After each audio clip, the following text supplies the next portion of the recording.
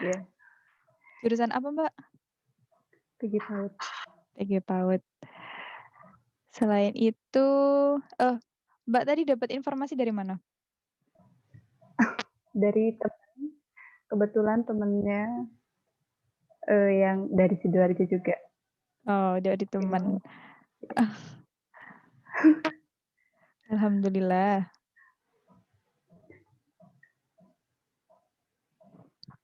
Selain itu, yang mana lagi yang dari luar kota?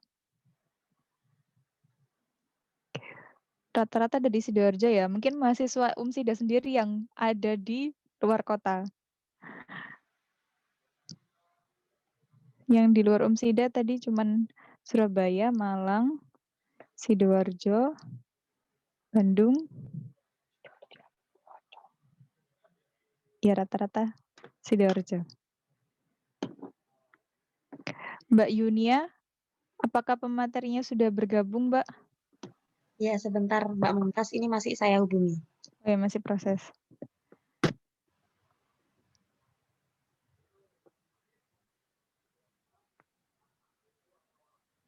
Mungkin ya. Ada yang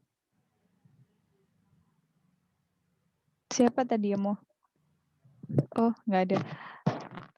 Mungkin saya mau wawancara teman-teman salah satu. Siapa ya? Mbak Ainun.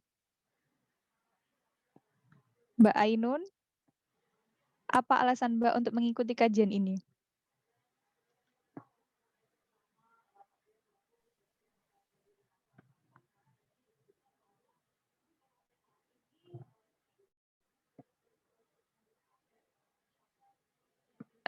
Mikrofonnya Mbak.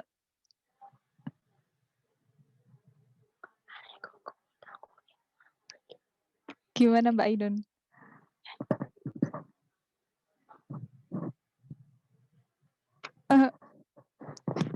Mungkin sinyalnya Mbak Ainun nggak itu ya, lagi tidak bersahabat. Mbak yang lain. Siapa ya?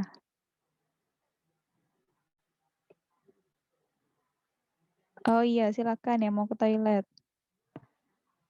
Yang lain ini sepertinya teman-teman UMSIDA ya. Saya ingin mencari yang teman-teman yang di luar UMSIDA. Mbak Ayuni Dewi.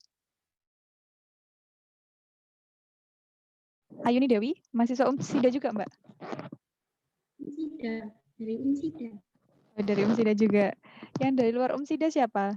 Saya ingin tanya-tanya sedikit. Kenapa sih kok kalian ingin ikut kajian ini? Apa yang bikin kalian greget ikut kajian ini? Mbak Gevira aja deh mungkin. Mbak Gevira lagi. Nggak apa-apa, Mbak. Kok geleng-geleng tau. Nggak apa-apa. Mencoba untuk mengungkapkan apa yang Mbak rasakan. Masa tak panggil adik? Ya, dipanggil adik aja. Nggak apa-apa, ayo. Kenapa kok ingin ikut kajian ini?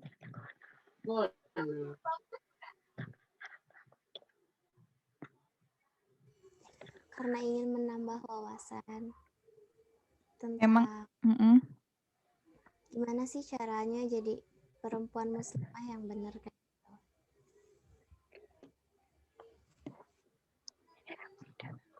Iya. Mbak Gevira juga di SMA-nya ikut organisasi gitu, Mbak? Mbak Mumtaz, Iya. berapa materi kita sudah masuk, insya Allah. Oh, ini sudah. Oke, sesi tanya jawabnya insya Allah kita lanjutkan nanti. Assalamualaikum, Ukhti Vera. Saya ngeset headsetnya.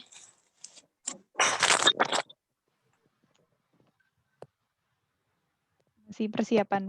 Alhamdulillah sudah bergabung. Silakan teman-teman di apa ya? Diposisikan tempat duduknya dengan nyaman. Diambil bukunya, bolpennya untuk mencatat dan disiapkan pertanyaan-pertanyaan yang sekiranya nanti ingin didiskusikan bersama.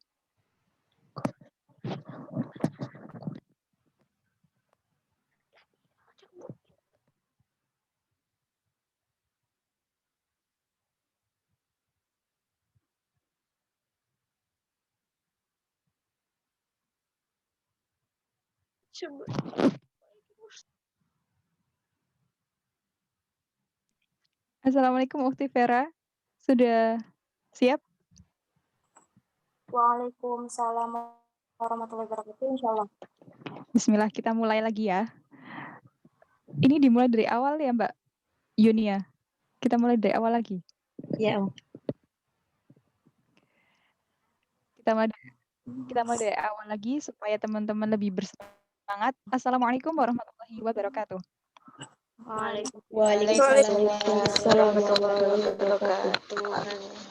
Innalhamdalillah nahmaduhu wa nasta'inuhu wa nastaghfiruh wa na'udzu billahi min shururi anfusina wa min sayyiati a'malina. May yahdihillahu fala mudilla lahu wa may yudlilhu fala hadiyalah. Asyhadu an la ilaha illallah wa asyhadu anna Muhammadan abduhu wa rasuluh la nabiyya ba'da. Syukur alhamdulillah, sebuah nikmat luar biasa yang kita rasakan. Kita adalah orang-orang terpilih yang Allah berikan kesempatan kita untuk berkumpul di sini mengikuti kajian bersama dengan tema Jati Diri Perempuan dalam Islam. Alhamdulillah pemateri kita sudah bergabung di tengah-tengah kita.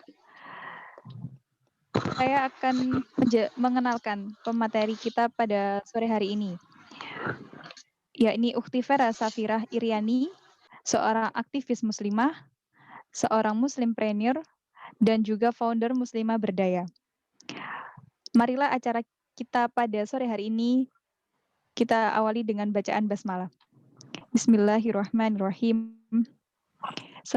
Acara selanjutnya yakni pembacaan kalam ilahi oleh saudari kita Ibmawati Roihatul Jannah. Kepadanya dipersilahkan. Bismillahirrahmanirrahim. Assalamualaikum warahmatullahi wabarakatuh. Waalaikumsalam wabarakatuh. A'udzu billahi minasy syaithanir rajim. Bismillahirrahmanirrahim. واعتصموا بحبل الله جميعا ولا تفرقوا واذكروا نعمة الله عليكم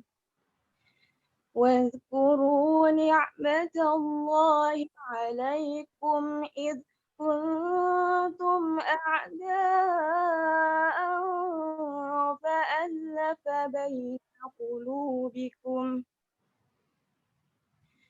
فألف بين قلوبكم فأصبحتم بنعمته إخوانا وكنتم على شفا حفرة من النار فأنقذكم منها كذلك يبين الله لكم آياته لعلكم تهتدون ولتكن منكم أمة يدعون إلى الخير ويأمرون بالمعروف وينهون عن المنكر وأولئك هم المفلحون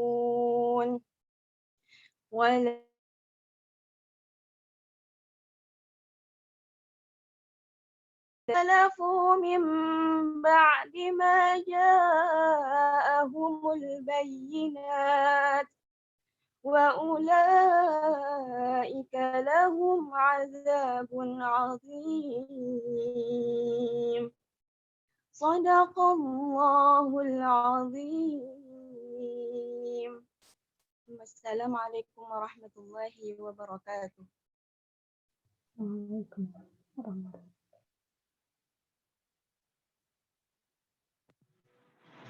Jazakumullahu khairan. Semoga dengan pembacaan ayat suci Al-Quran yang telah dibacakan oleh Imawati Ro'ihatul Jannah tadi bisa menambah keimanan kita dan juga ketakwaan kita kepada Allah. Amin ya Rabbal Alamin. Selanjutnya adalah sambutan-sambutan. Sambutan kali ini akan disampaikan oleh perwakilan dari PCIMM Umsidah kepada Imawati Sintanovita. Kami persilahkan. Assalamualaikum warahmatullahi wabarakatuh. Waalaikumsalam warahmatullahi wabarakatuh. Bismillahirrahmanirrahim. Rabbi sahri sadri wa yassir li amri wahlul 'uqdatam min lisani yafqahu qawli. Puji syukur kita haturkan kehadirat Allah Subhanahu wa taala, berkat limpahan rahmatnya yang luar biasa, kita dapat berkumpul di dalam acara kajian jati diri perempuan dalam Islam ini dalam sehat walafiat. Walaupun mungkin beberapa ada yang berhalangan seperti sakit dan lain sebagainya. Salawat serta salam tak lupa kita haturkan kepada Nabi Muhammad SAW yang telah menuntun kita dari zaman kegelapan menuju zaman yang terang benderang, hadirin wal Islam. Mungkin saya akan memberikan sedikit sambutan. Perempuan itu mulia. Islam sangat memuliakan perempuan. Namun terkadang pilihan kitalah yang menjadikan perempuan itu tidak mulia. Kalau kita belajar dari kajian-kajian seperti kajian jati diri perempuan dalam Islam ini, kita akan tahu sebenarnya perempuan dalam Islam itu bagaimana. Entah itu dalam ibadah, entah itu dalam pergaulan dengan yang bukan mahram, dan lain sebagainya. Apalagi perempuan di ruang publik ini, kita bergaul dengan lingkungan yang lebih luas lagi, di mana mungkin di situ ada yang tidak sepaham dengan kita, dan lain sebagainya. Nah, di sini kita sama-sama belajar, dan kalau bisa kita juga mengamalkan apa yang telah kita dapat dalam kajian ini. Mungkin sekian yang dapat saya sampaikan. Billahi taufiq wal hidayah. Wassalamualaikum warahmatullahi wabarakatuh. Waalaikumsalam warahmatullahi wabarakatuh. Jazakumullahu khairan atas sambutan yang disampaikan oleh perwakilan dari pimpinan cabang IMM Universitas Muhammadiyah Sidoarjo. Selanjutnya saya akan membacakan kurikulum vitae dari pemateri kita pada sore hari ini. Nama, Vera Safira Iriani. Tempat tanggal lahir, Karawang, 18 Juli 1998. Alamat, Dusun Balong Jaya, RT 2, RW 6, Desa Kertaharja, Kecamatan Pedes, Kabupaten Karawang, Provinsi Jawa Barat. Pendidikan terakhir, D3, Politeknik Kelautan dan Perikanan Karawang. Pengalaman organisasi terakhir, PTK, Bidang Kewirausahaan, Forum Kerjasama Rohani Islam pada tahun 2018 sampai 2019. Aktivitas beliau saat ini adalah sebagai aktivis muslimah, sebagai muslimah preneur, dan juga founder muslimah berdaya. Tidak perlu menunggu lebih lama lagi karena alhamdulillah Ukhti Vera sudah bergabung di tengah-tengah kita untuk memberikan pemaparan materi yang insya Allah sangat bermanfaat untuk diri kita ke depannya. Kami persilahkan kepada Ukhti Vera untuk menyampaikan materinya. Falyatafaddal mashkura.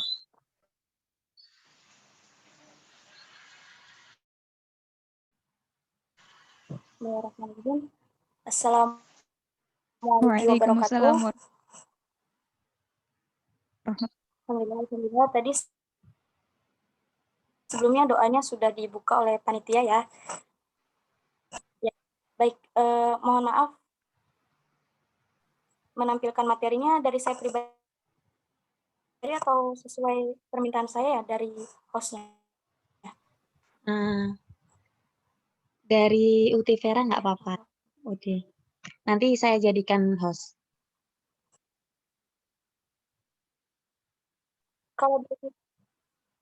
Kalau dari hostnya bisa ya? Bisa insya Allah.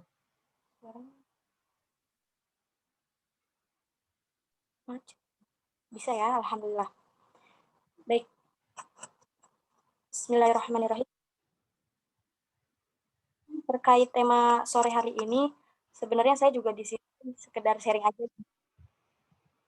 Kita saling berbagi ilmu juga, bukan berarti saya lebih memumpuni dari teman-teman lain yang ada hadir di kegiatan sore ini. Dan sebelumnya saya ucapkan terima kasih kepada Pak yang sudah mengundang dan semua peserta yang telah berkenan hadir dalam kajian hari ini. Sebelum saya memulai, apakah suara saya ini jelas atau berdengung ya? Ini jelas. Suaranya jelas?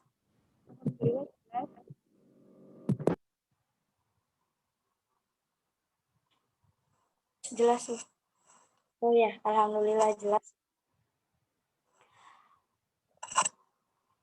Oke, biar terlalu formal.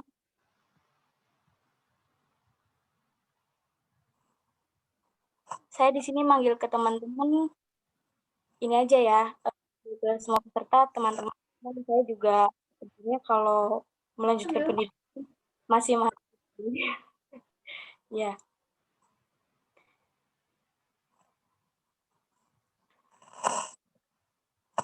Ya. Di slide pertama bisa tolong ditampilkan. Kalau di sana masih gelap ya? Belum ada. Belum ada, Iya. Kalau yang lain apa sudah? Belum ada. Belum ada juga. Oke.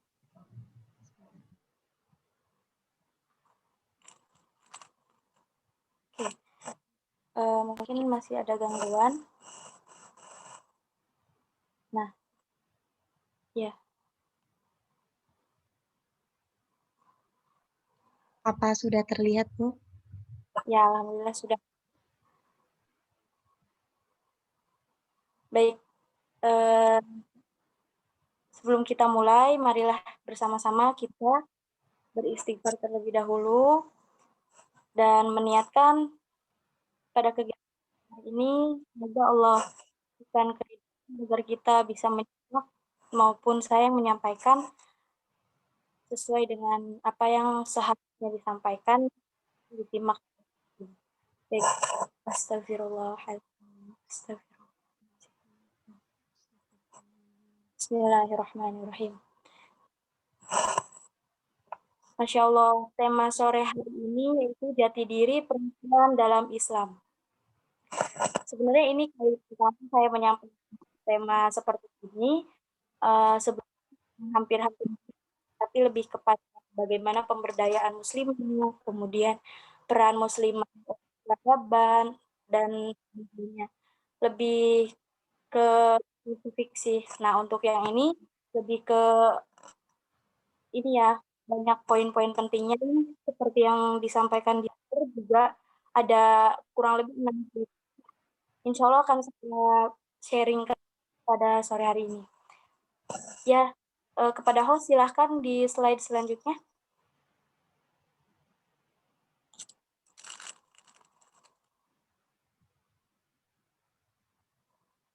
Ya. Di sini saya sampaikan poin-poin pentingnya saja ya, mulai dari yang pertama itu, di mana seperti yang sudah kita tahu bahwa ilmu itu, batas kita menuntut ilmu itu sampai kita meninggal atau ada di liang lahat. Karena memang sebagai muslimah, kita harus memiliki pendidikan yang mumpuni. Hal ini bukan bertujuan untuk keunggulan muslimahnya sendiri saja, tapi mulai dari keluarganya, kemudian anaknya yang kelak akan dididik oleh muslimah tersebut. Dan pasti kita pun hidup, ya yang ngeblur saya juga nggak kebaca. Maaf.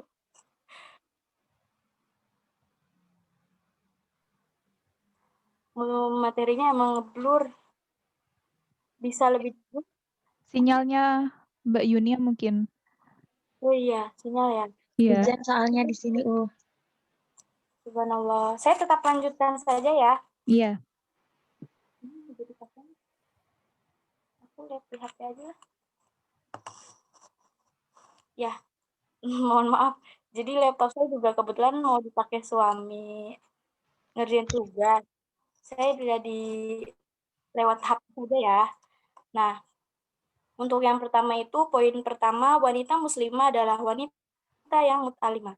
Nah, sesuai dengan Rasulullah SAW bersabda, menuntut ilmu wajib bagi setiap muslim. Bahkan batas kita menuntut ilmu itu dari kita lahir diberikan akal sehat yang insya Allah bisa menyerap atau menerima setiap ilmu-ilmu yang diberikan orang tua maupun guru-guru sampai ke akhir hayat kita ketika kita meninggal. Kemudian kenapa muslimah juga harus menuntut ilmu? Karena pasti penting banget ya, apalagi kita hidup sekarang itu di era modern atau bisa dibilang era milenial. Seperti yang kita tahu, bahkan untuk ilmu-ilmu saja sudah diakses sangat mudah. Cukup kita memiliki kuota atau kita memiliki handphone yang mumpuni untuk mengunggah setiap materi atau apapun yang ingin kita lihat di Google. Nah, bahkan di sini pun Al-Bajuri menyebutkan dalam kitab Fuhun Buldan, jumlah wanita muslimah terdahulu yang mempelajari baca tulis adalah separuh jumlah laki-laki yang mampu baca tulis. Masya Allah. Di sini bisa kita simpulkan bahwa pada saat di masanya dahulu, para muslimah pun sudah mulai belajar atau sudah diberikan kebebasan untuk menuntut ilmu. Tidak ada lagi perbedaan gender ya, apalagi untuk membeda-bedakan wanita dengan laki-laki.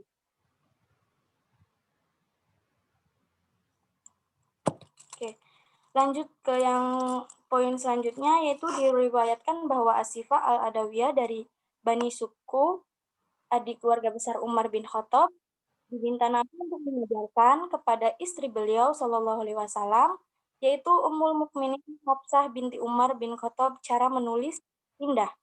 Nah, di mana pada waktu itu juga sudah sangat ditekankan muslimah untuk mulai belajar, mulai tulis, entah itu baca, karena nggak mungkin hanya sekedar ditulis, pasti dibaca juga.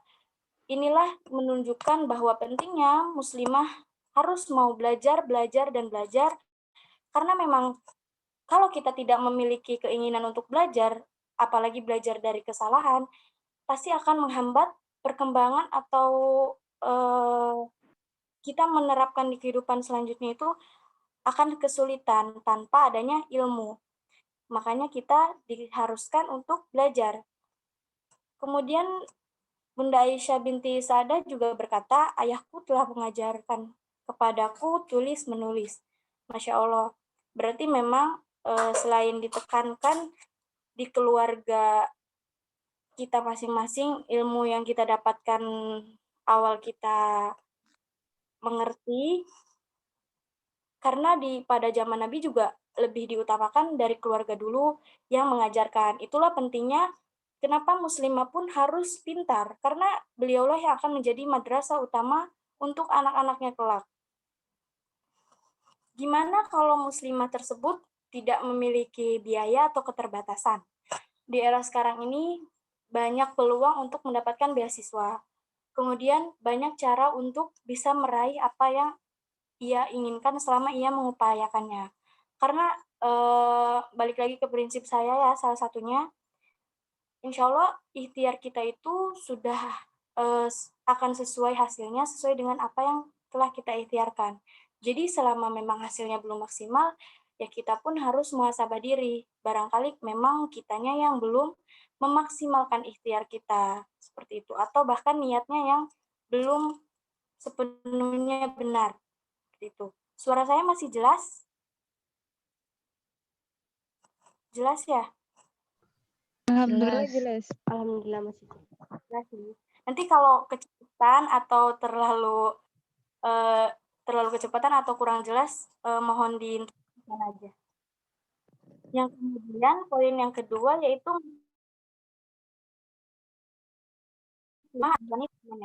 dari Syabir bin Hausyab berkata, intinya beliau bertanya kepada Ummu Salamah yang doa yang apa yang senantiasa dibacakan oleh Nabi Shallallahu Alaihi Wasallam. Kemudian beliau berkata menjawab yang mungkin teman-teman juga sudah tahu ya, ya muqallibal qulub tsabbit qalbi ala dinik. Nah, yang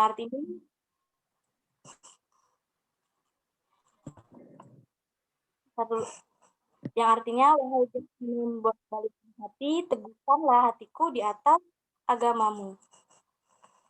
Oke.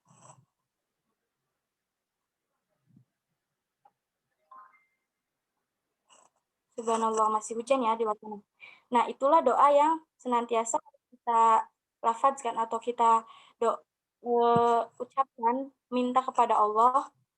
Tidak perlu diucapkan juga dalam hati bisa. Intinya setiap kita doa, jika memang ingin diminta keteguhan iman, berdoalah seperti itu.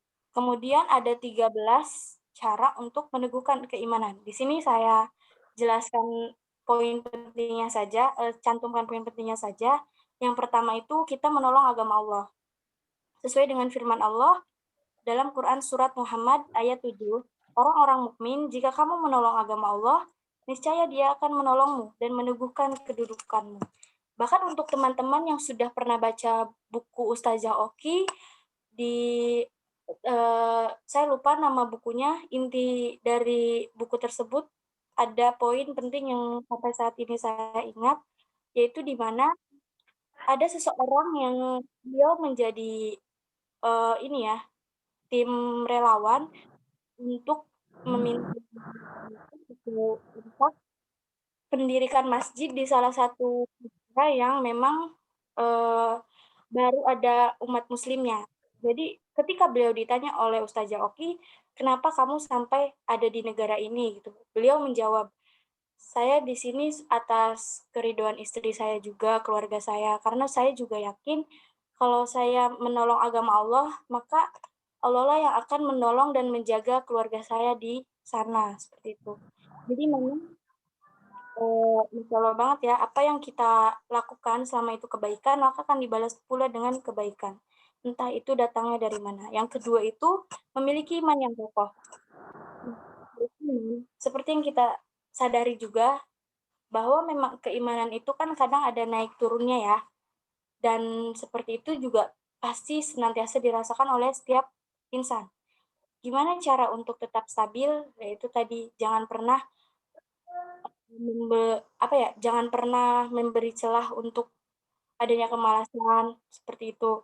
Karena memang saya pribadi juga merasakannya. Ketika memang kita sedang lengah, apalagi wanita jika sudah selesai haid, pasti harus mulai lagi menata jadwalnya ya dari awal. Karena ketika kita haid kan ada hal-hal yang tidak bisa kita lakukan. Nah, dari sana pasti akan terasa Allah meneguhkan iman orang yang beriman dengan ucapan yang teguh itu di dalam kehidupan di dunia dan di akhirat. Dan Allah menyesatkan orang-orang yang zalim dan memperbuat apa yang dihendaki. Quran Surat Ibrahim ayat 27. Saya mengambil contoh di era sekarang, yaitu subhanallah banyak muslimah meskipun memang alhamdulillah berjilbab, tapi beliau lupa akan perbuatannya yang dapat membawa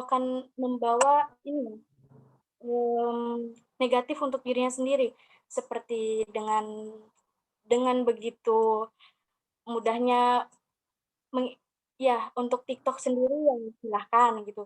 Cuman kan kita juga harus ingat dan kita juga pasti tahu bahwa itu hal yang dapat membahayakan ke diri kita sendiri. Seperti itu. Konten-konten yang memang banyak di TikTok itu pasti teman-teman juga tahu seperti apa kontennya. Nah, untuk yang ketiga, berinfak di jalan Allah. Dalam Quran Surat Al-Baqarah ayat 265, dan perumpamaan orang-orang yang membelanjakan hartanya karena mencari keridhaan Allah dan untuk keteguhan jiwa mereka, seperti sebuah kebun yang terletak di dataran tinggi yang disiram oleh hujan lebat. Maka kebun itu menghasilkan buahnya 2 kali lipat. Jika hujan lebat tidak menyiraminya, maka hujan gerimis pun memadai. Dan Allah melihat apa yang kamu perbuat. Kita melihat ke kejadian belum lama ini, di mana sedang terjadi bencana alam, belakangan ini terjadi bencana alam, dan Masya Allah banget ya, salah satunya komunitas saya juga tergerak untuk penggalangan dana, karena memang alhamdulillah kami ada kegiatan rutin penggalangan dana. Bahkan mungkin di Imawati juga sama ya, ada penggalangan dana juga. Nah, itu juga salah satu bentuk bahwa kita berusaha untuk berinfak di jalan Allah, untuk menolong sesama. Begini itu saja.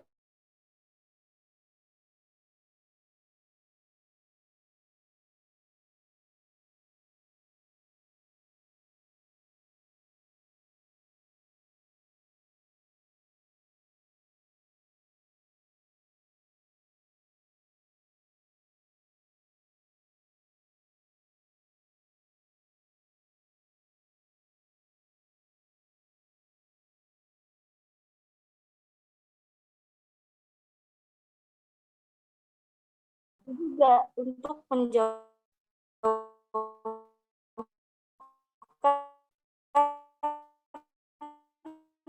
atau meninggalkan larangan pentingnya kita merenungkan Al-Quran Al-Karim, makanya ada istilah seperti ini ya. Ketika kita membaca Al-Quran, sebaiknya dibaca juga artinya, agar kita pun ikut merenungkan. Nah, yang ketujuh, mencontoh orang-orang yang soleh sebelumnya.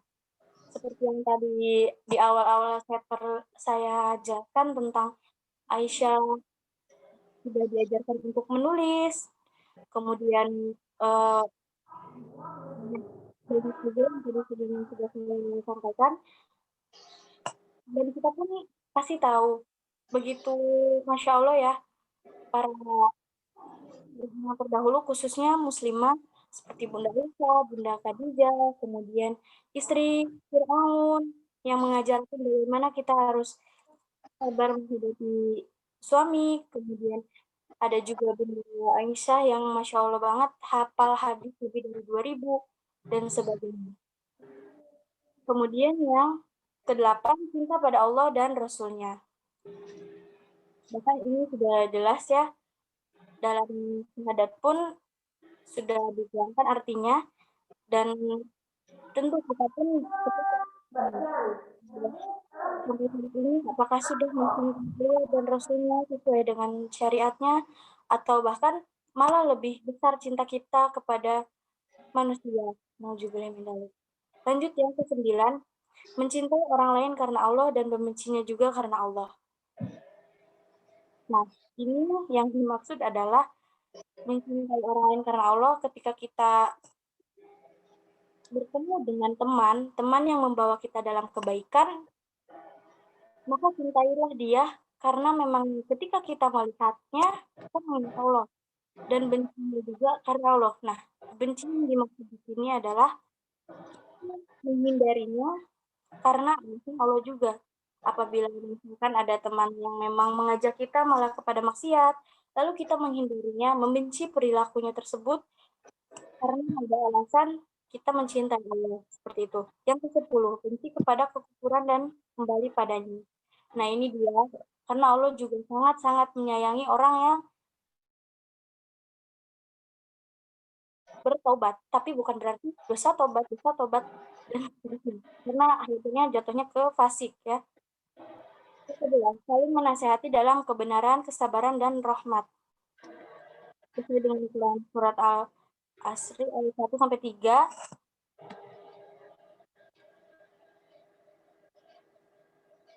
Kalau kita bahas tentang kesabaran, sabar itu gak ada batasnya. Meskipun banyak yang bilang batas kesabaran itu sudah habis, seperti itu kan. Sebenarnya yang habis itu bukan kesabarannya, tapi pemikiran kita yang belum bisa mencapai untuk lebih sabar lagi, seperti itu. Nah, 11, rajin berzikir kepada Allah. Ini sangat ditekankan juga ya, apalagi untuk muslimah yang memang ada uzur seperti haid, itu masih diperbolehkan untuk berzikir. 13, harus diyakini Islam itu jalan hidup yang benar. Nah, ini jangan meskipun ada rasa penasaran ingin mempelajari agama yang lain, tapi tetap saja kita harus balik lagi percaya kepada jalan Islam. Sama halnya beberapa hari yang lalu saat saat pesawat itu kan ada ramalan ya. Nah, kita mungkin lihat beritanya juga, terus sampai mungkin ada yang mikir, wah kok bisa ya sampai terjadi gitu.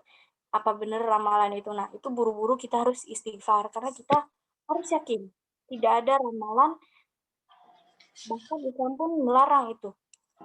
Lanjut lagi, poin selanjutnya itu, wanita muslimah adalah wanita yang kokoh prinsipnya. Ini saya menginginkan nanti di akhir lanjutannya, muslimah harus berprinsip sesuai dengan syariat. Berprinsip apapun boleh, tapi balik lagi, patokan kita adalah sesuai syariat. Lanjut lagi, minimal memiliki 3 prinsip hidup. Di sini kenapa saya beri 3 minimal prinsip hidup? Karena jika satunya itu belum terlaksana sesuai dengan apa yang diprinsipkan, minimal 2-nya itu bisa menolong. Seperti itu. Lalu yang ketiga, mampu menerapkan prinsip hidup dalam kehidupannya. Nah, ini dia. Jika memang kita sudah memiliki prinsip hidup, kita berusaha untuk menerapkannya. Jangan goyah. Lanjut lagi, wanita muslimah adalah wanita yang memakai hijab sesuai syariat.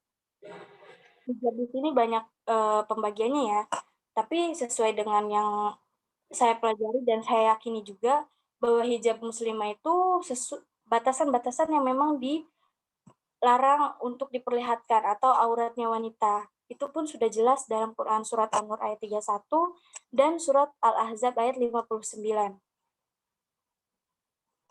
Wanita muslimah adalah wanita yang tidak berkholawat dengan lelaki ajnabi. Dan ini pun sesuai dengan Quran surat Al-Isra ayat 32. Barangkali di sini teman-teman ada yang pernah memiliki masa lalu atau kejadian yang kurang berkenan. Selagi kita masih ada waktu, mulai saat ini kita berusaha untuk benar-benar menyesalinya dan bertobat. Karena insya Allah, Allah memaafkan orang yang memang benar-benar mau berusaha menjadi lebih baik lagi dan meninggalkan perkara yang dapat merugikan dirinya sendiri. Lanjut lagi. Nah, ini yang terakhir. Wanita muslimah adalah wanita yang punya andil dalam memperjuangkan agama Allah. Ini sebenarnya banyak ya andilnya, tapi saya di sini dituangkannya 3, menjadi pengajar ilmu syariat maupun umum. Nah, ini maksudnya menjadi guru apapun itu, selagi memang niatnya untuk membantu atau menolong agama Allah dan ingin berkontribusi untuk negara, itu nggak apa-apa. Karena jihadnya seorang muslimah, seorang wanita, bukan hanya ikut perang, tapi beliau menjadi guru, dosen, kemudian menjadi pengajar, atau hal-hal yang berkaitan memang dengan untuk Islam, agama Islam dan negara, itu termasuknya jihad. Kemudian berkarir sesuai syariat, menjadi madrasah utama untuk anak-anaknya agar mencetak generasi Islam yang ikut berkontribusi dalam dakwah Islam. Nah, ini penting sekali. Karena memang balik lagi, segala apapun berkaitan dengan wanita. Bahkan wanita itu sangat ditekankan untuk berpendidikan, kemudian memiliki pengetahuan syariat yang bagus, karena generasi Islam ada pada bagaimana ia mendidik anaknya kelak, seperti itu. Nah, untuk selanjutnya saya minta kepada host untuk dilanjutkan ke PPT yang selanjutnya. Sebelumnya, jazakumullah khairan katsiran, tadi sudah disampaikan ya, 6 poin penting sesuai dengan permintaan para panitia di TOR yang dikirimkan kepada saya. Walaupun singkat, tapi semoga teman-teman di sini dapat menerima dan memahaminya. Kalaupun nanti kurang paham, bisa ditanyakan pada saat sesi tanya jawab.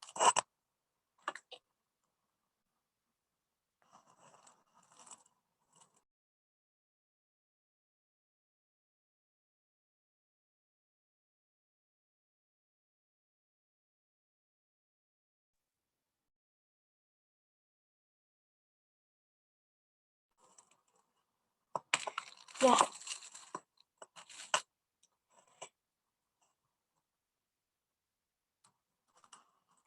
Oh iya, sambil nunggu slide-nya. Tadi saya kecepatan nggak ya penyampaiannya? Lumayan cepat. lumayan cepet, tapi Iya. ngerti nggak ya? Soalnya saya kira ya udah kan nggak ada yang ini ya, nggak ada yang ngomong atau nyampein kalau kurang ini, kurang di durasinya, kurang dipelanin. Gimana teman-teman? Terlalu cepat ya, Pak? Atau sudah pas? Insya Allah sudah. Udah pas ya? Ini teman-teman sudah kelihatan kah materinya di layar kalian? Alhamdulillah sudah. Alhamdulillah sudah. Monggo dilanjut. Ya. Oke, saya lebih santai aja ya sekarang. Mohon maaf sebelumnya. Baik. Nah, ini tadi yang mau saya sampaikan, lebih kepada sharing apa saja yang sudah saya lewati ya. Semoga bisa menginspirasi teman-teman yang ada di sini juga. Karena menurut saya perjalanan saya insya Allah bisa menjadi semangat buat teman-teman juga yang masih ada di menjalani pendidikan atau yang memang mau berkarir atau bahkan sudah berkarir. Baik, silakan dilanjutkan.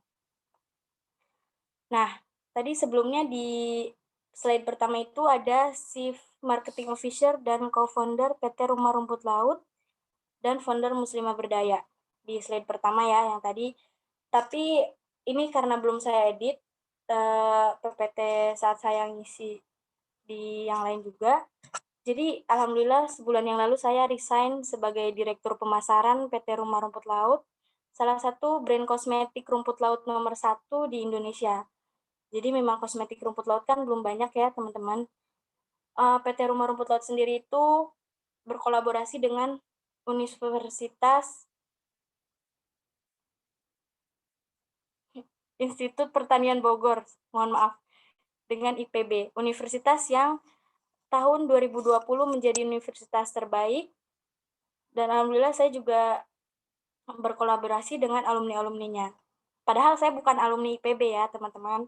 Nah, saya resign karena alasan memang fokus ke karir saya sendiri atau menjalankan usaha saya sendiri dan ikut suami di Semarang. Nah, lanjut lagi. Untuk Muslimah Berdaya sendiri, mohon maaf, yang tadi slide yang pertama, yang kedua. Nah ya, untuk Muslimah Berdaya sendiri baru berdiri itu belum 1 tahun, di bulan Januari, Februari, Maret dengan total member saat ini kurang lebih 600 yang ada di berbagai Indonesia. Oke, rekam jejak. Nah, mungkin teman-teman di sini kan kebanyakannya mahasiswa ya. Jadi memang untuk rekam jejak saya sendiri itu awal saya menyadari saya punya tujuan hidup saat kuliah itu di semester 4. Bayangin teman-teman, semester 4 baru niat belajar. Jadi selama 2 tahun saya nggak niat belajar, saya tuh belajar cuman seadanya aja. Bahkan saya ngerasa nilai per semester itu ada di 5 terendah. Dari yang SMP, SMA, kalau teman-teman saya tahu selalu dapat peringkat minimal masuk 5 besar, di kuliah saya 5 besar terbawah IPK-nya, coba bayangin. Nah, dari sana saya mulai berusaha untuk memiliki semangat hidup lagi, yaitu dengan membuat target selama 2 tahun ke depan. Nah, ini wajib teman-teman miliki juga, ada rancangan target selama 2 tahun ke depan atau beberapa tahun ke depan. Meskipun kita tidak tahu usia kita sampai kapan. Nah, lanjut lagi menyusun strategi. Strategi itu mau jadi apa aja gitu kan. Gimana nih cara buat mewujudkan target-target selama 2 tahun ke depan. Kemudian berikhtiar mewujudkannya, senantiasa evaluasi, kemudian merajut sabar dan merawat syukur. Nah, sekedar sharing teman-teman, jadi kampus saya ini kan kedinasan ya basicnya. Jadi seperti baju dinasnya IPDN atau polisi, polwan. Nah, jadi saya nggak bisa syar'i. Saya berusaha untuk memperbaiki diri itu pada saat saya semester 1 akhir. Di situ saya mulai menjadi wanita setengah cadar. Jadi kalau memang di kampus, saya menggunakan baju dinas yang kerudungnya dililit, kemudian untuk di luar kampus, saya bisa berusaha menggunakan gamis dan cadar untuk kajian atau untuk acara-acara lainnya.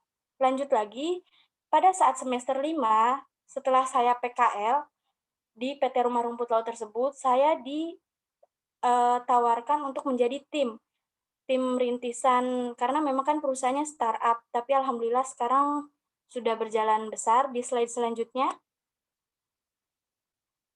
Ya, jadi di semester 5 akhir saya diamanahkan sebagai direktur pemasaran sekaligus co-founder PT Rumah Rumput Laut karena saya diberi amanah jabatan tersebut dan saham dari hasil kinerja selama 3 bulan.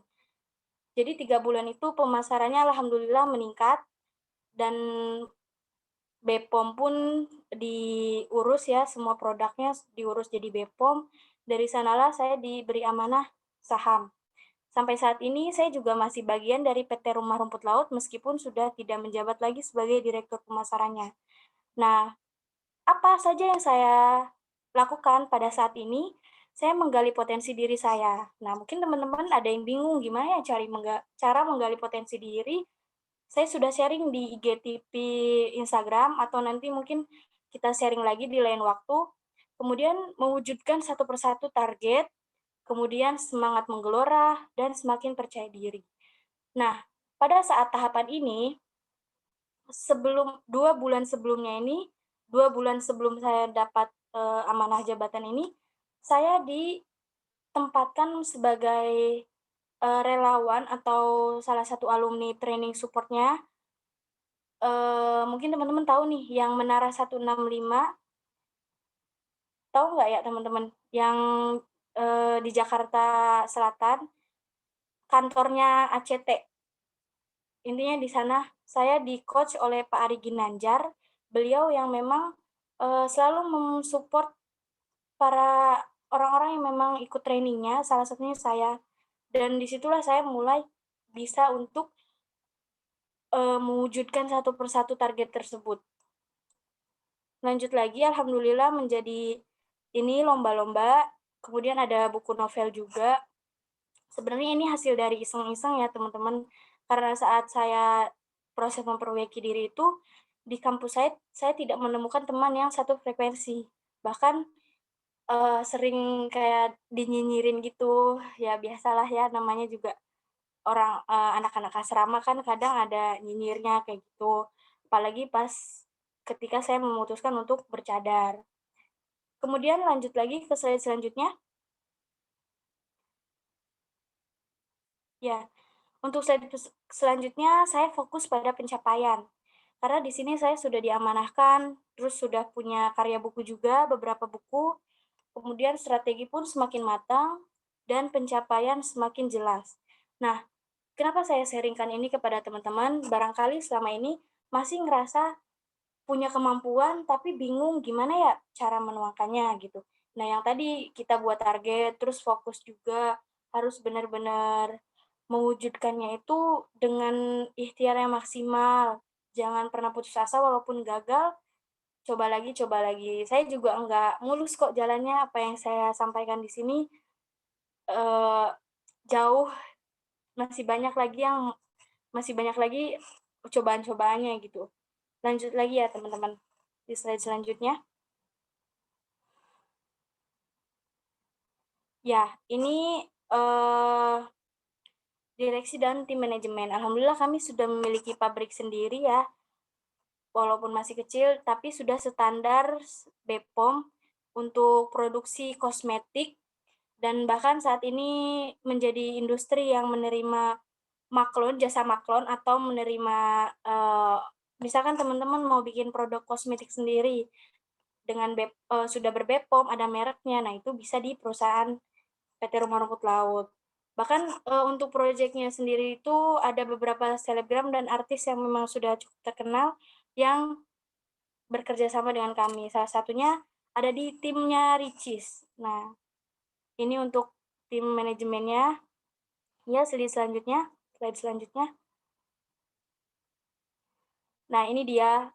Jadi teman-teman ya, mungkin ada yang ngerasa bingung gimana sih caranya bisa beradaptasi dengan cepat dengan orang-orang lain, kemudian bisa belajar public speaking. Saya juga awalnya ngerasa nggak percaya diri, teman-teman, tapi saya juga sadar, kalau bukan saya sendiri yang percaya dengan diri saya sendiri, siapa yang mau percaya gitu? Siapa yang mau mensupport diri saya sendiri kalau bukan saya sendiri? Jadi otomatis di sinilah semangat kita harus benar-benar tertuju dengan diri kita sendiri. Jangan, mendengarkan kayak komentar orang lain yang bikin kita malah nggak maju gitu. Di sini saya belajar public speaking sampai akhirnya produk PT Rumah Rumput Laut itu bisa ikut pameran di Qatar, bertemu dengan Kementerian Perindustrian di Qatar dan membuat perjanjian kerjasama. Kemudian ini diberi kesempatan untuk sharing bersama tim-tim bisnis dari Asia, se-Asia. Kemudian ini menjadi 15 besar lomba kosmetik Indonesia di Kementerian Perindustrian. Dan yang terakhir itu saya diberi kesempatan untuk ke Bali ya. Cuman 9 orang ini dari sekian banyak pembisnis muda IPB yang diberi kesempatan untuk pergi ke Bali bersama Kementerian Ketenagakerjaan di 2020 November lalu. Alhamdulillah. Nah, lanjut lagi. Nah, ini dia yang paling ujung itu di Unpad. Pada event Unpad perikanan sih, karena saya kan basicnya memang perikanan ya, teknik pengolahan produk perikanan. Kalau ini business matching Asia, yang ini yang di business matching Jogja. Jadi business matching itu tentang pemasaran sih, karena saya fokusnya kan di pemasaran ya. Meskipun sebenarnya saya ngerasa paling junior, pasti ketika saya ikut event itu paling junior, tapi balik lagi kita harus percaya diri. Bukan berarti kita paling muda ngerasa paling nggak ada apa-apanya gitu. Malah saya bersyukur banget bertemu dengan orang-orang yang jauh lebih dewasa, bahkan marketingnya sudah Masya Allah banget. Disitulah kita bisa menggali relasi juga, terus banyak ilmu yang kita dapatkan, pengalaman, dan itulah kita harus gunakan sebaik mungkin. Begitu juga teman-teman di sini yang ketemu teman-teman kampus lain, itu jalin ukhuwah Islamiyah, jalin relasi. Siapa tahu kan sekarang kan zamannya collab ya, kolaborasi. Kita bisa bisnis bareng gitu meskipun virtual, maksudnya masih nggak bisa ketemu secara langsung. Nah, itulah mulai ciptakan ide-ide yang memang sebenarnya banyak peluang yang bisa kita manfaatkan, bisa kita tuangkan atau jalankan, apalagi dalam berbisnis. Berbisnis itu menurut saya mudah ya. Mudahnya kenapa? Yang penting kita punya tekad, modal nggak harus besar, sama satu, kita harus benar-benar fokus ke strategi marketingnya. Strategi marketing ini salah satu syarat penting sih di usaha. Soalnya kalau kita bingung masarinnya mau gimana, kita nggak bakalan bisa dapat keuntungan. Seperti itu. Dan yang pertama sih yang paling penting niatnya harus baik dulu. Karena bisnis yang diawali dengan niat yang tidak baik atau hanya ingin mendapatkan keuntungan, maka dari keuntungan yang banyak sekalipun akan cepat habis. Tuh, karena kurangnya berkah tersebut di dalamnya. Baik, lanjut lagi.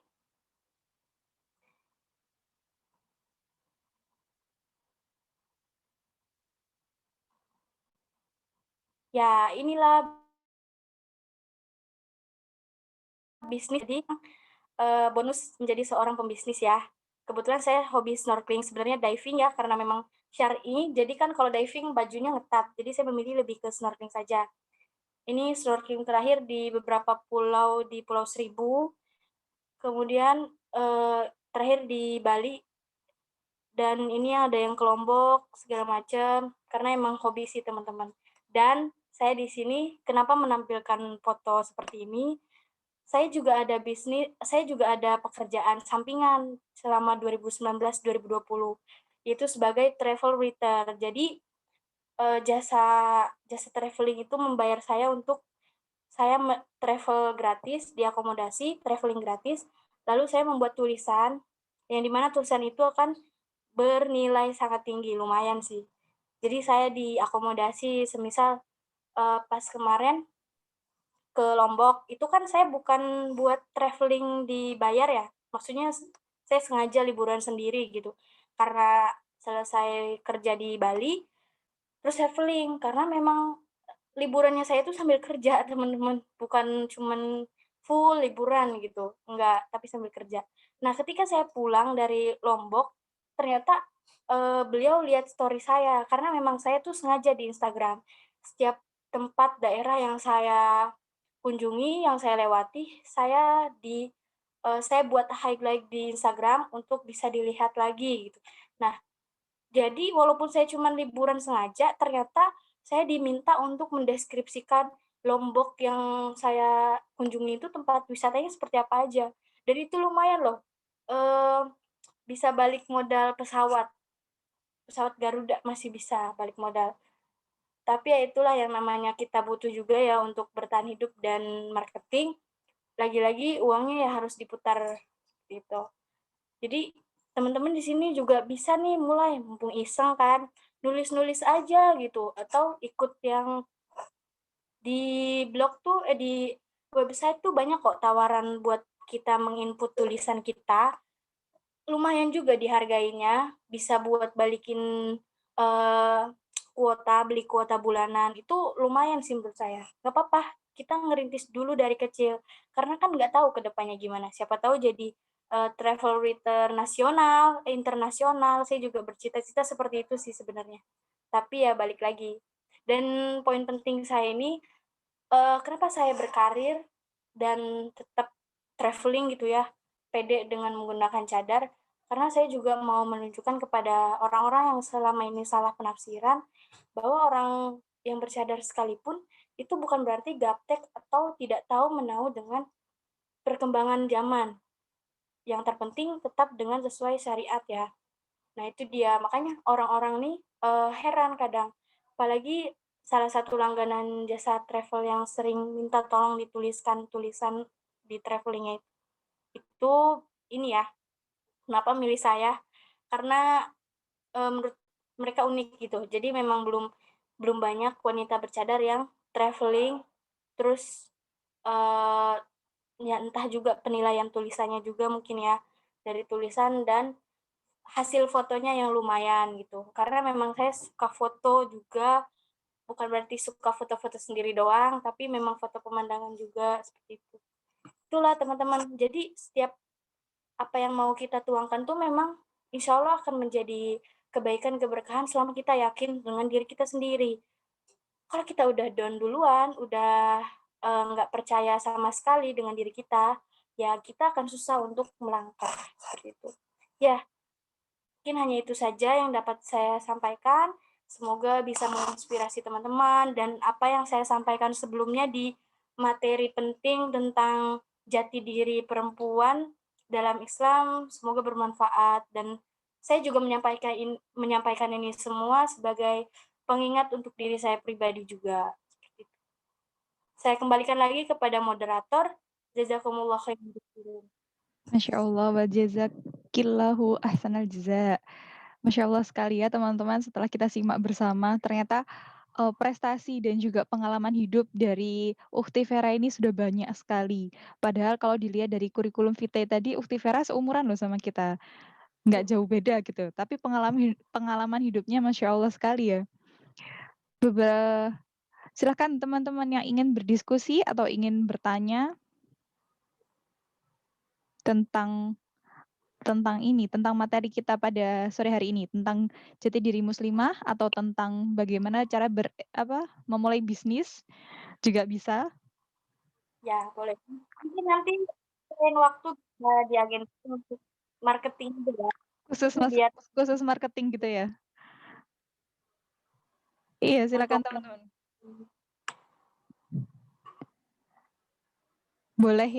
Boleh lewat chat, boleh langsung berbicara. Silahkan. oh iya untuk panitia nanti tolong di screenshot aja ya. Saya kebetulan nggak pakai laptop ya, jadi tampilan layarnya kan cuman 2 orang aja. Nanti minta tolong di aja. Insya Allah ada tim dokumentasi. Iya. Oke, monggo teman-teman. Kita santai aja. Tidak usah terlalu formal. Yang Iya, mau betul. bertanya, yang mau berdiskusi, silahkan. Ini ada pertanyaan. Kak, bagaimana cara kita menyikapi akidah kita diserang? Wah, tentang akidah ini. Saat akidah kita diserang. Oke, Diserang. kalau untuk akidah nih ya, sebenarnya ya nanti bertanya langsung boleh setelah langsung dijawab atau gimana ya? Monggo, kalau mau dijawab atau mau ditampung? Ya, ditampung aja dulu 5 pertanyaan, baru nanti saya jawab. Oh, begitu, baik. Yang kedua, bagaimana caranya keluar dari quarter life krisis versi Islam? Lalu, bagaimana cara agar kita bagus dalam public speaking dan bagaimana agar kita tidak demam panggung? Sudah ada 3 pertanyaan yang di kolom komentar. Silakan Mbak Najumi Hanifah yang ingin menyampaikan pertanyaannya secara langsung. Oke, terima kasih kepada Kak Mumtaz dan juga terima kasih atas pemaparan materinya kepada Ustazah Vera. Sebelumnya saya memohon maaf karena tidak bisa membuka kamera karena jaringan saja. Oke, langsung saja ke pertanyaan saya. Terkadang kita itu sering bingung nih Kak tentang jati diri. Ini cara menemukan jati diri itu bagaimana? Dan terkadang kita menempuh jalan yang salah. Nah, pertanyaan saya, apakah Kak Vera sendiri pernah menemukan, oh ternyata saya pernah salah loh di sini. Saya gimana sih caranya untuk Kak Vera menutupi kesalahan tersebut agar bisa lebih baik, dan apa sih yang membuat Kak Vera itu akhirnya kembali ke jalan yang Islamik banget gitu. Padahal terkadang kita sebagai perempuan itu merasa terkekang karena ajaran-ajaran Islam. Seperti itu sih, Kak. Terima kasih. Saya sampaikan. Wassalamualaikum warahmatullahi wabarakatuh. Waalaikumsalam warahmatullahi. Sudah ada 4 pertanyaan. Mungkin bisa dijawab dulu. Ya.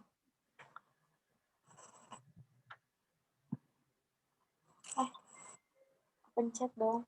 Bentar ya. Oke.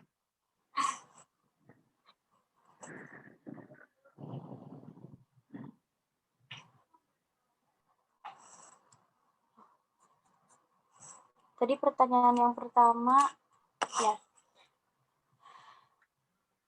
Cara kita menyikapi saat akidah kita diserang. Untuk perihal ini ya, sebenarnya ada beberapa cara, tapi yang biasa saya lakukan itu, ini akidah secara umum atau memang yang berkaitan dengan pribadi? Bagaimana Mbak Hajrianti? Ini Umum? maksudnya konteks akidahnya seperti apa? Iya, soalnya kan banyak ya. Iya. Itu pribadinya merasa akidahnya yang diserang oleh orang lain, atau memang secara umum garis besarnya? Secara umum atau secara pribadi?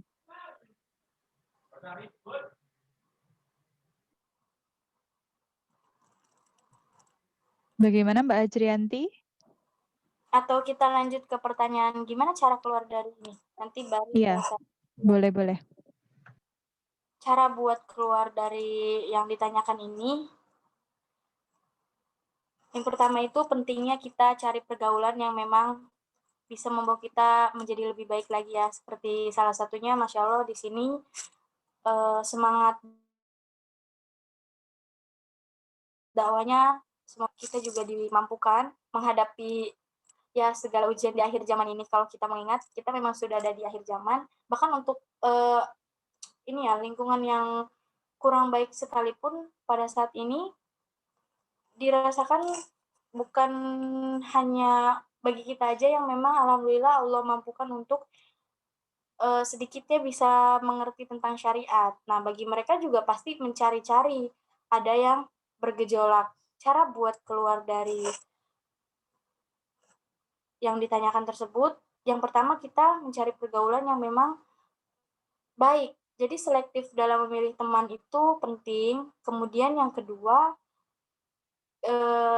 ketika memang saat pandemi ini kan rata-rata kita kajian online ya, kebanyakan online. Nah, di sini juga nggak apa-apa kita ikut menyimak gitu, mengambil mana baiknya. Nah, pada saat itu kita juga harus memilih dan memilah sebenarnya pemahaman mana sih yang lebih mendekati kepada sesuai dengan syariat? Gimana cara taunya itu sesuai syariat atau tidak? Bukan berarti kita menanyakan, mana dalilnya, mana ini, itu, dan sebagainya gitu untuk lebih menguatkan. Tapi balik lagi, kita punya pedoman hidup yaitu Al-Quran. Bisa kita kaji lagi, kita kaji sendiri, kita cari tahu. Nggak apa-apa di Google, tapi yang penting sumbernya jelas. Nah, kemudian untuk yang selanjutnya, kita harus fokus dengan apa yang mau kita tuju.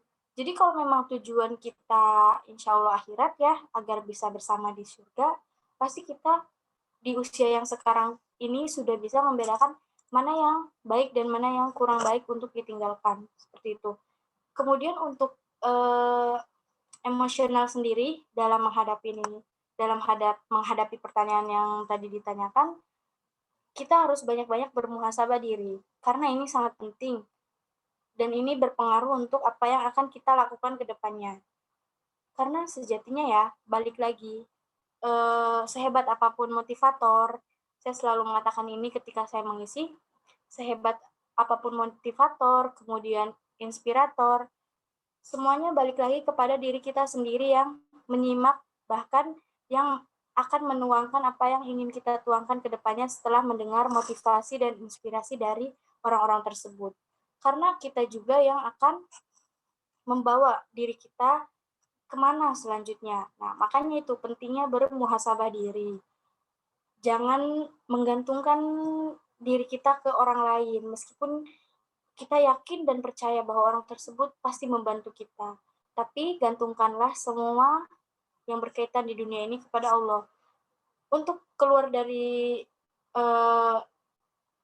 quarter life crisis ini juga banyak juga macam-macamnya. Maksudnya tahapannya tadi sudah ada saya jelaskan lebih dari 3 ya.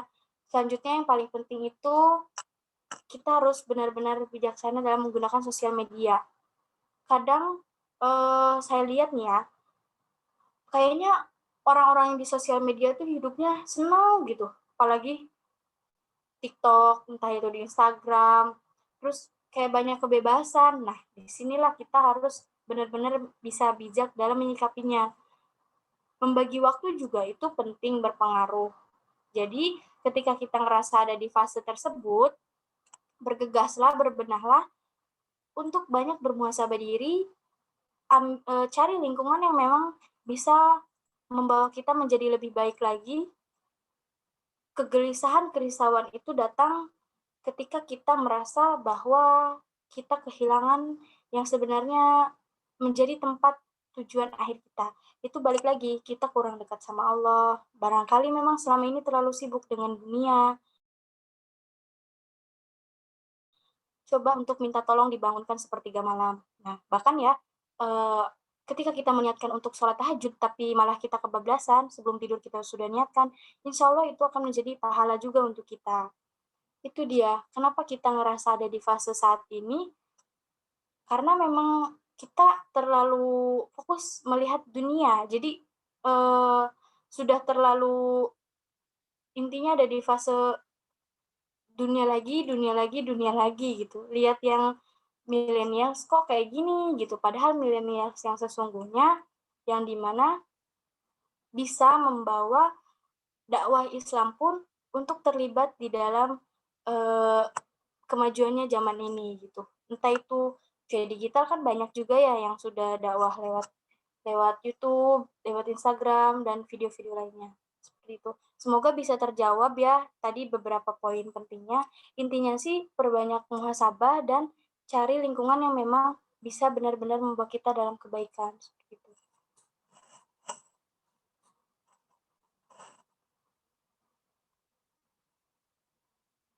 Ya. Pertanyaan selanjutnya, Ovi. Tadi yang bagaimana cara public speaking yang baik dan bagaimana agar tidak demam panggung? Ya, untuk public speaking. Kebetulan aku memang cerewet ya teman-teman. Bagi teman-teman yang pendiam, ini bisa belajar sesuai dengan umum sih. Kayak bicara di cermin, seperti itu. Nah, tapi yang paling penting adalah ketika public speaking, kita jangan fokus dengan materi, kita jangan fokus menghafalkan, tapi balik lagi, kita harus tahu dulu poin-poin pentingnya. Kayak ini nih, saya ngisi di sini. Jujur saya baru selesai bikin ini sebelum asyar, karena memang sempat kelupaan ya teman-teman, karena banyak udah ada agenda juga, bulan ini lumayan full, jadi tadi siang itu selesai foto produk bisnis saya langsung buat materi ini. Jadi mulai jam 2 sampai jam 3 baru selesai. Tuh. Terus ya itu tadi, kita harus benar-benar fokus poin penting apa saja yang mau kita sampaikan.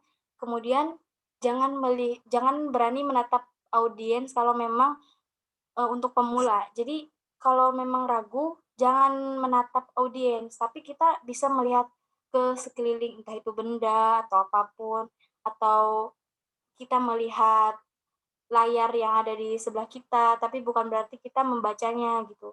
Nah, untuk demam panggung sendiri, yaitu tadi, kenapa bisa demam panggung? Karena kita udah nervous duluan, kurang percaya diri, terlalu banyak kekhawatiran, ketakutan, padahal jangan pernah memikirkan apa yang belum bisa kita ubah, apa yang belum bisa kita mulai gitu. Jangan malah kita membawa diri kita seolah-olah sudah melakukannya atau sudah ada di fase tersebut.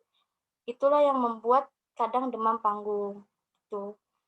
Jadi tadi tips-tipsnya, kita tahu poin penting apa yang akan kita sampaikan, kemudian jangan fokus pada hafalan, kemudian lagi yaitu belajar untuk berbicara sendiri dulu di depan cermin bisa, atau bahkan minta tolong temennya untuk mereview apa saja yang sudah kita jelaskan tadi itu jelas atau enggak, atau kurang kecepatan, kurang lambat gitu, atau terlalu kecepatan gitu. Itu aja sih pada umumnya. Kalau dari aku sendiri juga dulu gitu, sama aku nih kan kayak udah ngerasa kebal ngadepin nyinyiran netizen gitu. Jadi ya udahlah bodo amat gitu, selagi emang ada baiknya ya kita ambil baiknya. Kalau emang dia cuman bisa ngerendahin dan membuat kita jadi lemah, lembek, ya udah biarin. Bahkan gini ya prinsipnya teman-teman, kalau menurut saya orang yang mampu merendahkan orang lain itu berarti dia sedang menunjukkan bahwa betapa rendahnya dirinya sendiri. Jadi jangan pernah sekali-kali buat berpikiran merendahkan orang lain meskipun dia ada kesalahan, berbuat salah. Kita kan sudah diajarkan, kalau memang kita mau menegur seseorang, tegurlah sesuai dengan adab. Ketika dia sedang sendiri, jangan mengotori jari kita dengan berkomentar negatif, dan hal lainnya. Ya, itu saja. Semoga terjawab ya. Bagaimana teman-teman yang bertanya? Sudah puaskah dengan jawabannya? Atau ingin berkomentar lagi? Sekaligus mengingatkan kepada teman-teman sekalian bahwa tadi link yang sudah di-share di kolom komentar itu adalah link absensi. Harap semuanya mengisi ya, sebagai bukti absensi kita pada kajian sore hari ini. Oke Mbak, terima kasih semua. Semoga seluruh orang-orang yang ngerasa kejebak di fase KLC segera bisa keluar dan that situation. Dari that situation. Situation. Linknya lagi. Bisa tolong panitia untuk mengirimkan linknya lagi? Oke, tadi sebelum kelupaan aku jawab yang ini aja ya, cara akidah, diserang akidah. Aku jawab 2 aja dari umum dan pribadi. Kalau untuk dari umum, gini ya teman-teman, semakin kita mendekati akhir zaman, pasti akan semakin banyak guncangannya. Bahkan saat ini pun mengadu dombakan sesama Islam saja gitu kan. Terus ada juga yang memang tujuannya untuk membuat kericuhan, kemudian perselisihan. Nah, gimana kita cara menghadapinya? Kalau kita yakin kita sudah sesuai dengan keyakinan kita, jangan takut juga untuk menyampaikan, tapi menyampaikannya dengan cara yang memang sesuai syariat. Gitu. Kalau untuk saya pribadi itu saya ada 2 tipe nih ya, tipe untuk menyampaikan. Yang pertama saya bisa menjadi orang yang istilahnya apa ya, bukan keras juga sih, lebih ke kalau orang-orang sih mengartikannya tegas. Jadi kenapa harus seperti itu? Sudah diberitakan, kita mikirnya gini nih, sudah banyak ustadz yang memang menyampaikannya dengan baik-baik sekali gitu, ustazah.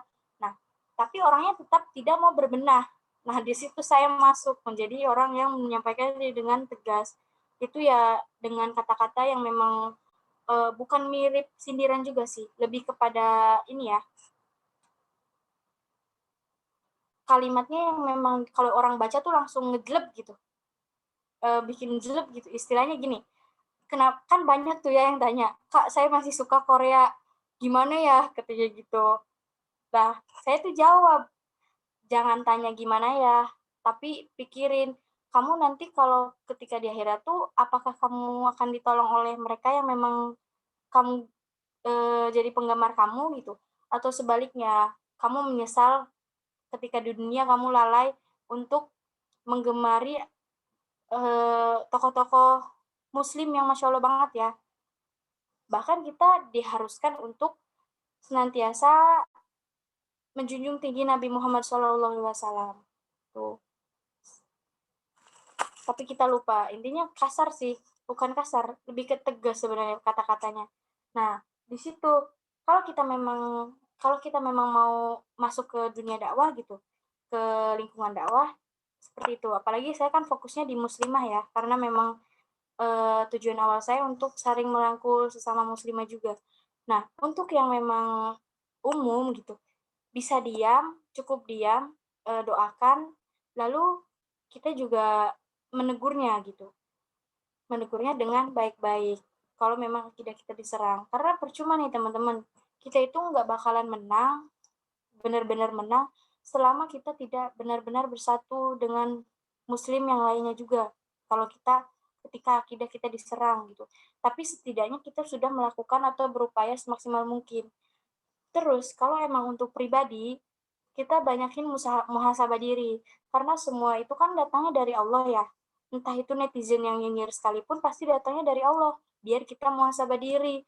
Nah, dari sanalah poin pentingnya. Ketika memang akidah kita diserang, rasa kita diserang, atau kita dibilang sesat segala macam, balik lagi kita muhasabah diri. Kita cari tahu lagi apa yang harus kita benahi gitu. Dan masih banyak sih cara lainnya, tapi intinya itu balik lagi kita harus muhasabah diri dan tentu lebih banyak lagi sabarnya, terus nikmati prosesnya karena ya jalan menuju jannah itu tidak semudah yang kita pikirkan gitu. Yang kita rasa berat saja belum tentu bagi orang lain berat. Terus untuk yang Mbak Nazmi, yang pertanyaan langsung ya? Iya, tentang jati diri. Apakah Ukti Vera pernah salah menemukan jati diri? Kalau iya, bagaimana cara kembali ke jati diri yang sesungguhnya? Oke, aku juga sharing nih. Jadi pendidikan agama aku dari dari SD itu alhamdulillah udah santri kalong ya. Kalong tuh kalau malam bobonya di rumah gitu. Tapi ngaji di pesantren karena masih punya saudara. Terus SMP pesantren 2 tahun. Nah, SMP kelas 3 itu saya malah salah pergaulan. Jadi saya salah pergaulan. Astagfirullahaladzim sampai kelas 1 SMA. Gimana cara balik laginya gitu kan? Di situ saya udah kayak ngerasa hampa gitu loh. Jadi udah ngerasa hampa, kayak udah ngerasain, oh gini ya ternyata jadi anak bebas gitu. Dikasih kebebasan, tapi ternyata nggak enak, lebih enak yang lebih banyak aturannya gitu. Diatur sama orang tua, pulang malam jam segini, jam segitu. Nah, pada saat itu saya fase benar-benar kayak ngerasa orang nggak ada tujuan hidup, lebih parah dari yang pas saya kuliah. Kalau kuliah tuh masih mending, saya nggak bandel pergaulan, tapi di ngerjain tugas, dosen ngajar saya tidur, coba bayangin. Sampai dosennya tuh udah kayak, ya udahlah biarin Vera gitu. Nah, sampai akhirnya saya tuh ngerasa memang yang dibenahi karena enggak hidup saya seperti ini aja. Ini teman-teman, saya ini kan keluarga broken home ya. Jadi dari umur 4 tahun itu orang tua saya udah cerai, udah pisah. Sharing aja nih teman-teman. Jadi kayak saya tuh udah ngerasain gimana susahnya hidup, asam manisnya kehidupan lah istilahnya dari umur saya masih kecil gitu. Jadi pas saya SMP tuh udah kayak mikir lagi, wah harus fokus nih karena yang tadinya masuk 3 besar malah di 5 besar walaupun bandel gitu. Dari situlah kita mulai, dari sanalah saya mulai ini cari cari referensi atau aspirasi yang memang bisa benar-benar membuat kita bersemangat lagi. Nah, terus gimana cara memaafkan diri saya sendiri? Saya membuktikannya dengan pencapaian saya gitu, satu persatu mulai bisa saya terima. Oke, Vera sekarang udah lumayan baik gitu. Dan saatnya untuk fokus dengan apa tujuan hidup kita ke depannya gitu. Nah, kalau untuk cara berubahnya itu kan setiap proses memperbaiki seseorang berbeda-beda ya, memperbaiki diri seseorang kan berbeda-beda. Jadi yang terpenting tuh diniatkan lillahi ta'ala dulu. Yang kedua, kita harus punya tekad yang memang benar-benar diniatkan untuk mencapai pencapaian tersebut. Jangan sampai kita salah jalan lagi dan menghindarinya sebaiknya seperti itu.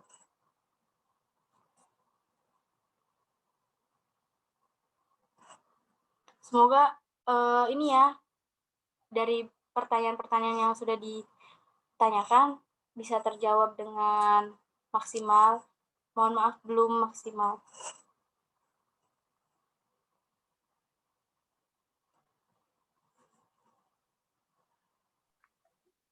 Oke.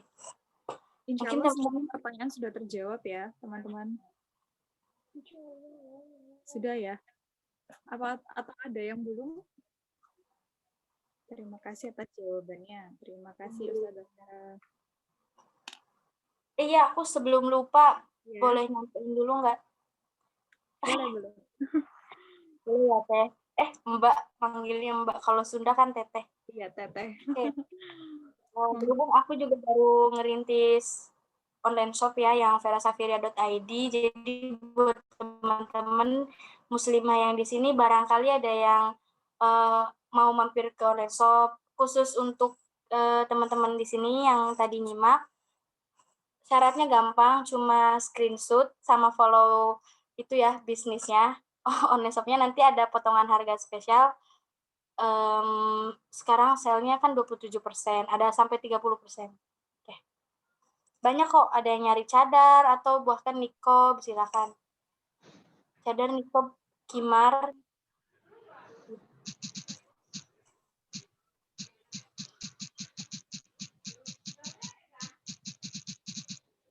Syaratnya cuma screenshot sama follow aja. Nanti chat adminnya udah. Mungkin Namanya apa, Kak? namanya bisa ditulis di komen. Iya. Sudah. Aku tulis. Ini cadar yang aku pakai juga dari Vera Safiria. Safiria. Ya, kalau nama Instagram aku sendiri Vera Safiria, kalau yang online shop verasafiria.id. Nanti teman-teman yang mau yang udah berteman tapi belum ke fallback juga bisa DM aja. Kita temenan di sosial media juga ya, biar tetap terjalin ukhuwah Islamiyahnya. Dan kalau ada yang mau tanya-tanya bisa di DM.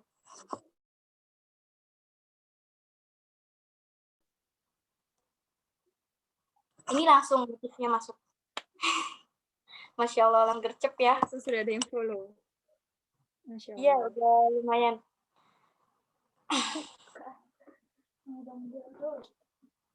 Oh iya, kalau boleh tahu ini mahasiswa semua ya atau memang yang mahasiswi semua atau memang umum? Ada yang mahasiswi UMSIDA, ada yang umum. Tadi ada yang satu yang dari Bandung, itu ternyata masih SMA kelas 1, tapi dia berkeinginan ingin menambah ilmu wawasan tentang perempuan dalam Islam. Insya Allah. Insya Allah. Enggaknya Ukti Vera berarti di Bandung. Aku di Karawang. Oh iya, sama-sama Jawa Barat. Iya, sama-sama Jawa Barat. Mungkin teman-teman di sini ada yang dari Semarang juga, Jawa Tengah.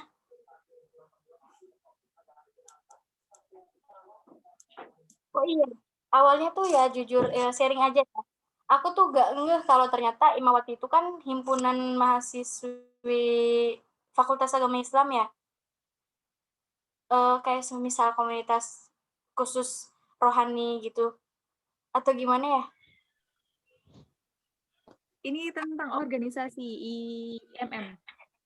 Iya. Kayak bidang di IMM fokusnya. Dari Pantes. prodi agama Islam. Jadi tuh ada member muslim budaya juga yang ternyata Imawatinya Purwokerto, IAIN Purwokerto kalau nggak salah. Yang gabung di sini. Gimana lupa saya. Intinya beliau orang kuliah di Purwokerto. Jadi kayak di TPRA Kapera jadi pembicaranya Imawati ini apa Sidoarjo. Nanti boleh ya Teh ngisi juga di Imawati saya. Jadi saya tuh kaget loh, emang ada ini tuh komunitas satu atau memang banyak sih gitu. Ikatan Mahasiswa Muhammadiyah. Jadi ada di seluruh Indonesia, bukan hanya di Sidoarjo aja. Oh, Masya Allah. Oh iya. Beliau itu Purwokerto kali ya, Muhammadiyah Purwokerto. Mahasiswa Universitas Negeri Malang, salam kenal semua. Masya Allah, dari Malang juga. Tadi ada yang dari Kendari kalau nggak salah. Sulawesi. Tadi izin live karena di Sulawesi sudah azan maghrib. Iya. Oh iya, buat panitia juga ini ya, sebelum menutup doa, nanti ada juga kan ya yang menutup doanya. Kita khususkan doa juga untuk semua saudara-saudara kita di Indonesia yang sedang terkena musibah. Ya, biar banyak doa juga. Di sini kan lumayan ada lebih dari 40. Mungkin bisa diberi kesimpulan sekaligus menutup kajian pada sore hari ini. Silakan, Ufira. Intinya dari kajian tentang jati diri perempuan dalam Islam, seperti yang kita tahu bahwa Islam itu sangat memuliakan wanita, dan wanita pun tidak bisa dibeda-bedakan dengan lelaki. Bedanya itu dari ininya aja ya, dari batasan-batasan seorang muslimah untuk melakukannya gitu. Bukan berarti muslimah nggak boleh kerja, atau muslimah nggak bisa jadi guru, muslimah nggak bisa jadi dosen gitu. Bukan berarti seperti itu, tapi kepada batasannya. Kenapa memang ada batasannya? Karena ya itulah, Islam sangat memuliakan wanita.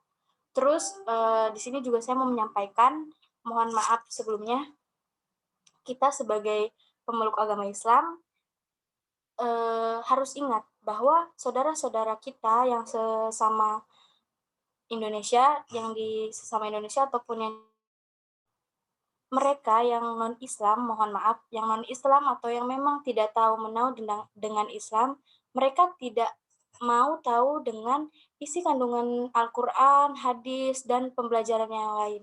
Mereka menilai Islam itu dari perilaku kita sebagai pemeluk agama Islam. Makanya kenapa pentingnya berakhlak, yang memperlihatkan memang ini loh citra Islam gitu. Karena memang penilaian mereka itu balik lagi, mereka akan menilai perilaku kita. Jadi, jadilah sebaik-baik pribadi untuk dinilai memberikan citra Islam yang baik juga. Gitu. Bukan berarti kita cari perhatian lah karena teman kita non-Islam. Bukan, tapi karena memang semua itu berasal dari apa yang kita pelajari selama ini di syariat Islam, seperti itu kita tuangkan. Karena dengan itulah mereka akan mengenal Islam. Gitu. Makanya kenapa sekarang banyak perpecahan atau bahkan saling menghina agama satu dengan agama yang lain, karena yang mereka nilai itu ya apa yang dilakukan oleh pemeluk agama Islamnya tersebut atau agamanya tersebut, seperti itu. Itu sih pesan yang selalu saya sampaikan setiap saya mengisi, agar menjadi pengingat untuk diri saya pribadi dan teman-teman juga yang ada di sini.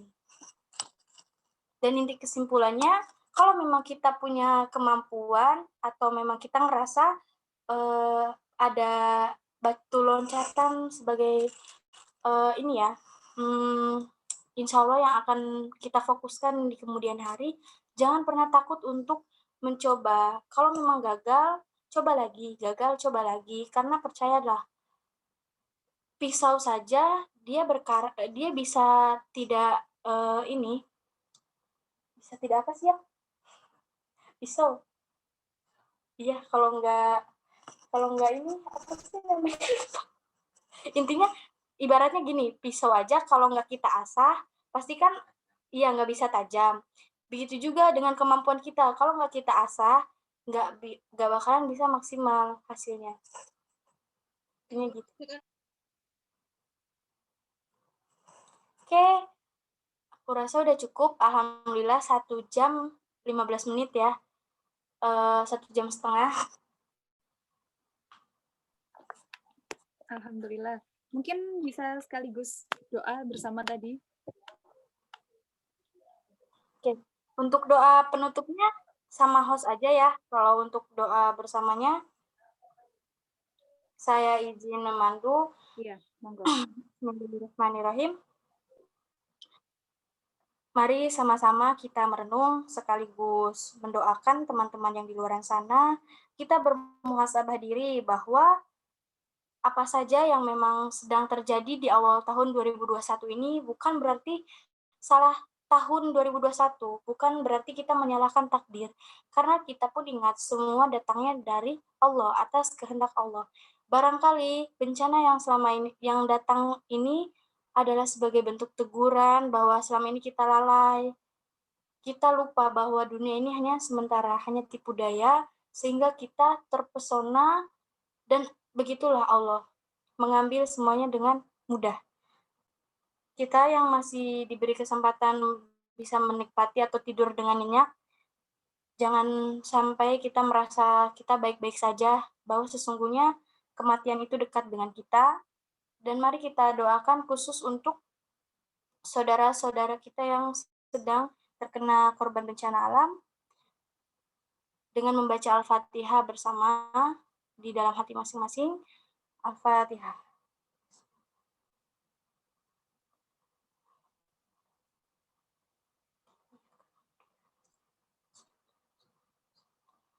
أنعمت عليهم غير المغضوب عليهم ولا الضالين. Ya. Saya kembalikan kembali kepada moderator sekaligus yang akan menutup doa.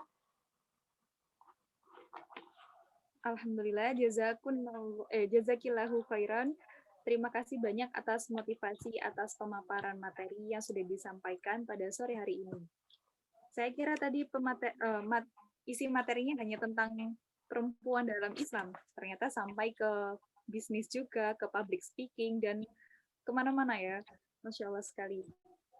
Jadi bisa saya simpulkan di sini, tadi ada 12 materi, 12 poin penting dalam diri muslimah. Nanti mungkin filenya bisa kita share di grup ya. Boleh, Fi? Alhamdulillah. Jadi kita juga belajar tentang berbisnis nih, teman-teman. Berbisnis itu mudah kok. Yang penting itu kita fokus. Kita tata niat kita yang baik, terus juga kita fokusnya ke strategi marketing. Terus untuk memulai sesuatu yang baik, itu harus dimulai dari sesuatu yang kecil.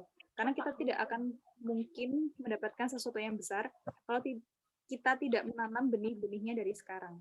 Jadi, mumpung kita sekarang masih muda, kita tanamkan benih-benih kebaikan itu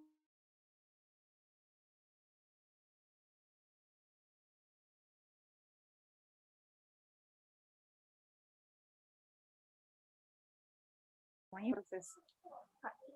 Juga harus percaya diri dan berani mencoba hal-hal yang baru untuk mengambil kesempatan yang ada. Jadi ambil kesempatan yang ada, jangan sampai kita ragu-ragu untuk maju, akhirnya kesempatan itu hilang dan diambil oleh orang lain. Juga tadi ada yang membahas tentang penilaian orang ya. Penilaian orang itu menurut saya juga penting. Sebentar, ada yang ingin bergabung.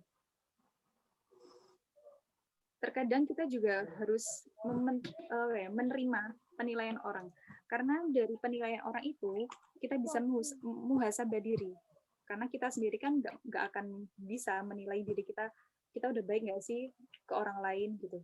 Jadi kita juga perlu penilaian orang lain tentang diri kita. Sejauh apa sih hubungan kita dengan dia, hubungan kita dengan masyarakat sekitar. Dan yang terakhir yang bisa saya simpulkan dari kajian pada sore hari ini adalah persiapan dan bekal kita untuk meninggal, untuk ke surga. Coba teman-teman bayangin, kita naik gunung, kita aja butuh persiapannya banyak. Nggak mungkin kan kita naik gunung, kita nggak bawa apa-apa. Cuman ya badan doang, manjak gitu nggak mungkin. Kita butuh peralatan, kita butuh sepatu, kita butuh air minum, kita butuh tenda, dan lain-lainnya. Itu semua kita persiapkan hanya untuk naik gunung. Sedangkan kita ke surga, kita kembali pulang. Kita kembali bertemu dengan Allah, dan itu adalah tempat peristirahatan terakhir, tempat terakhir kita, rumah kita. Dan kita harus membawa perbekalan dan persiapan sebaik mungkin. Berupa apa? Tadi amal ibadah. Kebaikan-kebaikan apapun. Dan amal ibadah itu bukan cuma sholat, ngaji. Tapi jangan bertolabul ilmi seperti ini. Bekerja, berusaha, dan mengembangkan kemampuan lainnya. Dan kita sebagai perempuan juga harus menjaga fitrah kita, menjaga aurat kita yang sesuai dengan syariat-syariat Islam, namun tetap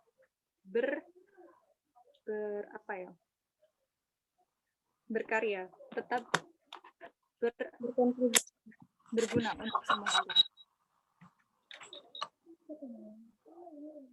Baik, kami ucapkan jazakumullahu khairan sekali lagi kepada teman-teman sekalian atas partisipasi dan juga semangatnya pada kajian sore hari ini. Semoga banyak manfaat yang diambil. Saya selaku moderator, mohon maaf atas kesalahan, itu perilaku maupun perbuatan. Semua kebaikan ini datangnya dari Allah, dan semua kesalahan ini berasal dari saya.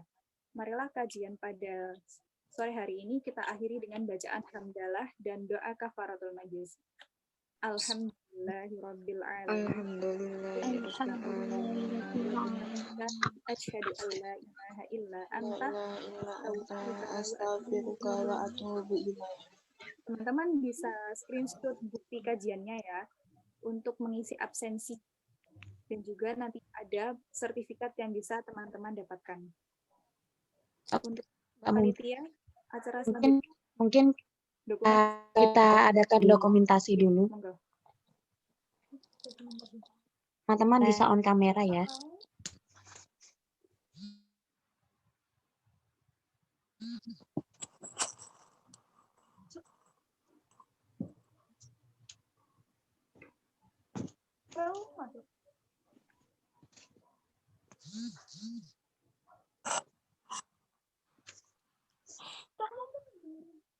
Yang screenshot siapa Mbak Yunia? Ini saya screenshot. Yang belum on kamera? Dihitung ya Mbak. Mungkin teman-teman nanti belum siap. Bentar. 1, 2, 3. Lagi. 1, 2, 3. Sudah Mbak Mumtaz. Alhamdulillah. Sekali lagi saya minta maaf sebesar-besarnya ya apabila ada kesalahan pengucapan, banyak sih tadi. Terus kesalahan dalam penyampaian, mohon diingatkan juga, jangan segan-segan. Dan terima kasih untuk panitia sekaligus semua peserta yang sudah berpartisipasi pada sore hari ini maupun yang sudah bertanya. Terima kasih Tivera. Semoga bisa ketemu lagi ya, entah itu sekarang ataupun nanti cari online lagi. Amin.